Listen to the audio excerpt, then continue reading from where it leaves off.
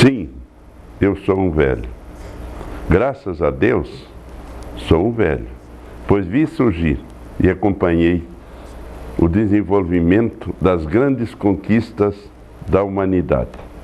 A casa em que nasci, na vila de Machadinho, então distrito de Lagoa Vermelha, lá no interior do Rio Grande do Sul, era construída de madeira lascada e falquejada.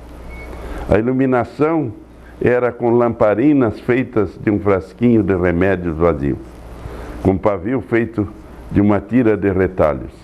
Depois surgiram as velas, inicialmente de cera de abelha, depois de espermacete, e depois vieram os lampiões a querosene, daqueles utilizados na estrada de ferro. Para se acender o fogo, às vezes faltavam fósforos nas vendas. Utilizava-se então uma lima batida e friccionada em pedra-ferro, ou ia-se buscar fogo no vizinho mais próximo. Vi meu saudoso pai utilizar a lente dos óculos para, concentrando a luz do sol, acender o fogo tão precioso. Já lá pela metade da década de 30, vi a instalação de dínamos para fornecer luz elétrica nas poucas residências da vila. Na vila não existiam praças e nem ruas, apenas um campinho na frente da igreja. As trilhas por onde passavam os índios e a população branca, que posteriormente se transformaram em ruas, as trilhas que ligavam uma vila à outra, gradativamente e às custas de trabalhos voluntários dos moradores, iam se transformando em carreiros por onde passavam as tropas e depois as carroças e os carros de boi. Sou ainda daqueles que tiveram a felicidade de viajar em lombo de animais e na companhia de tropeiros. Viajei em diligências e nas lendárias jardineiras. Viajei nos primeiros trens de estradas de ferro, nos Maria Fumaça. Cruzei cidades em bondinhos puxados à tração animal. Vi o primeiro Zeppelin cruzar os céus do nosso país no ano de 1939. Vi surgirem os primeiros aviões, os primeiros planadores, os hidroaviões transatlânticos, as asas delta, os foguetes e teleguiados, graças aos quais acompanhei os primeiros saltos do homem ao espaço e até a conquista da Lua. Assim sendo, o homem deixou de ser um simples observador das nuvens e dos céus, passando de um ser rastejante a um ser alado na conquista do universo. Vi e acompanhei o surgimento das comunicações, do telégrafo, do telefone e do rádio. Tenho a honra e orgulho de dizer que tive o primeiro contato com a telegrafia quando fiz parte do grupo de escoteiros Guaicurus do Instituto Educacional de Passo Fundo, quando ainda estava no primeiro ano do ginásio. Depois, tendo ido residir na localidade de Rio Uruguai, no estado de Santa Catarina, aprendi a arte da telegrafia no telégrafo da estação ferroviária da Rede de Viação Paraná-Santa Catarina, com o saudoso telegrafista, Sr. Valdemar, cujo apelido carinhoso era Valdemar Capivara. Logo após, indo residir na cidade de Concórdia, compareci à agência dos Correios, onde fui amavelmente recebido pela agente dos Correios e Telégrafos, Dona Carolina Gentil Silveira, e suas filhas Jerus e Jacira. Contei a ela que já conhecia a arte da telegrafia e que gostaria de praticar ainda mais. Ao que ela me respondeu: pena que você ainda não tem idade para ser nomeado funcionário dos Correios, como estafeta, mas com esse entusiasmo que tem, pode comparecer diariamente aqui na agência para continuar praticando. E como não temos carteiro, estafeta, nesta cidade, você poderá entregar voluntariamente a correspondência aos comerciantes, que certamente te darão uma gorjetinha, o que na época ajudava a minha família uma vez que meu saudoso pai se encontrava enfermo. Assim, permaneci algum tempo nesta atividade de aprendiz de telegrafia e carteiro voluntário, entregando correspondência aos comerciantes da cidade, entre eles o senhor Atílio Fontana, dono do frigorífico Sadia e, posteriormente, dono da aviação aérea Sadia, depois Transbrasil. Também para o dono do cinema da cidade, o senhor Colombo, que também, além da gorjeta que me dava entradas para o cinema, nas matinés dos domingos. Sempre interessado no rádio, comprei em Porto Alegre um receptor de rádio galena, o mais rudimentar aparelho existente na época, no qual fiz algumas cópias para distribuir para os colegas. Com esse simples e primitivo aparelho e com uma boa antena, escutava as estações de rádio de São Paulo e Buenos Aires. Ao ingressar no Exército Brasileiro, declarei-me telegrafista e, entre outros, concluí os cursos de sinaleiro, telefonista e radiooperador. Logo a seguir, fui para a Escola de Comunicações do Exército, onde frequentei os cursos de transmissões, comunicações, mecânico de rádio e mecânico de radar, tendo concluído todos em primeiro lugar, o que me proporcionou a oportunidade de exercer o cargo de monitor, professor, no curso de radar na mesma escola. E, posteriormente, servir no Instituto Militar de Engenharia, na Praia Vermelha, como preparador de laboratórios e assistente de professor no curso de Engenharia de Comunicações.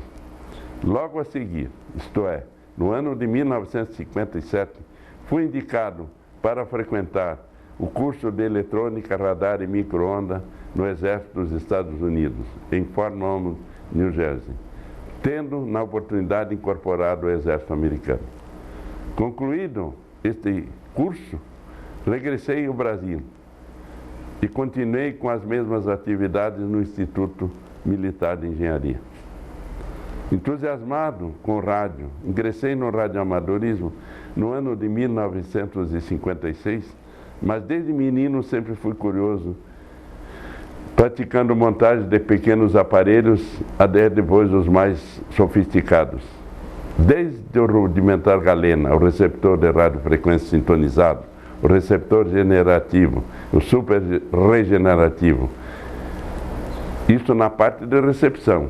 E também na parte de transmissão, inicialmente com um transmissor com uma única válvula 117N7, com multifunção, diodo, triodo e pentodo, tendo utilizado realizado inúmeros comunicados com este minúsculo transmissor. Depois um transmissor com a válvula 807, a válvula chamada de Amélia, por ser aquela que faz tudo, como uma mulher de verdade. Partindo depois para um transmissor mais potente, com duas válvulas 813, moduladas por duas 811, aí já classificado como tubarão. Como radioamador, sempre participei de rodadas, concursos nacionais e internacionais, e na área de DX trabalhei em mais de 100 países. Tenho a satisfação de ter vivido neste século, onde aconteceram as maiores conquistas científicas em toda a história da humanidade. A televisão comercial foi inaugurada em São Paulo no ano de 1950 e no Rio de Janeiro em 1951. E eu estava presente no auditório da Escola de Comunicações na ocasião que foi ao ar a primeira TV no Rio, a TV Tupi. Lembro que o receptor era da marca Invictus e que quando passavam carros na rua havia interferência que fazia o sincronismo perder a estabilidade. Lembro que recentemente, no ano de 1971, para uma ligação telefônica entre Curitiba e São Paulo, havia uma demora de 15 horas. Para outras cidades, nem pensar, nem falar. Para conseguir essa ligação, solicitava-se a telefonista à meia-noite para falar no dia seguinte, às 15 horas. Pois era aí que o radioamador se constituía no único meio de comunicação eficaz para notícias urgentes. Vi surgir a indústria cinematográfica, o cine mudo, o cine sonoro, e até o colorido e o tridimensional cinerama. Através da película cinematográfica, vi Jesse James, João Luiz, Cassius Clay, Buck Jones, Carlitos, Paula Negri, Flash Gordon e outros. E agora estamos nos deliciando com o vídeo, o home theater e a TV digital. Vi surgirem os primeiros navios impulsionados a vapor e os transatlânticos e submarinos, até o submarino atômico Polaris, que efetuou a travessia da calota polar. Ouvi os primeiros sons gravados através de gramofones e vitrolas. Vi e acompanhei o desenvolvimento do rádio e da televisão colorida. Ouvi as primeiras gravações sonoras em discos, fios de arame magnético e fitas cassete e os computadores. Hoje estou sorvendo com a maior emoção a internet e todas as suas modalidades de comunicação. Inclusive, lancei recentemente uma televisão virtual em nossa homepage. Vi surgir a luz elétrica, o telefone, o raio-x, o microscópio eletrônico, o raio laser, a máquina de escrever, o telex, o radar e os primeiros arranha-céus. Vi surgirem os primeiros automóveis, caminhões e tratores, com os quais rasgaram-se estradas em todo o mundo, e a mecanização da lavoura, substituindo assim o trabalho braçal e animal. Vi surgir a penicilina e a vacina antipólio, a pilha de cobalto, o bisturi eletrônico, que salva milhões de seres em todo o mundo, de uma morte prematura ou de sofrimentos atrozes. Vi e acompanhei os primeiros testes da fissão nuclear e até a conquista no campo do aproveitamento da energia atômica, a maior força da natureza depois da energia solar. Ouvi pelo rádio os primeiros estrondos das bombas na Segunda Grande Guerra Mundial e vi os nossos pracinhas da FEB, da FAB e da Marinha seguirem para a Europa em defesa dos nossos princípios e os vi retornarem vitoriosos. Tive a aventura de viver a era da industrialização do mundo, a era do petróleo e da cibernética, da micro-miniaturização e até a eletrônica dos computadores de dados, do bebê de proveta, dos transplantes de órgãos humanos, dos satélites nas pesquisas dos inimagináveis mistérios cósmicos, a era de Einstein, Lindenberg, Pelé e outros. Sim, sou um velho feliz por ter saboreado cada novidade, como uma criança que ganha o primeiro brinquedo, o primeiro bombom, a primeira bola, como se for um troféu. E por ter tido o privilégio de nascer e viver nessa época, no espaço das maiores conquistas da humanidade, sim, sou daqueles que tiveram a suprema aventura de ter utilizado ossinhos de animais à guisa de brinquedos e depois os primeiros brinquedos mecanizados. Sou da era das românticas serenatas.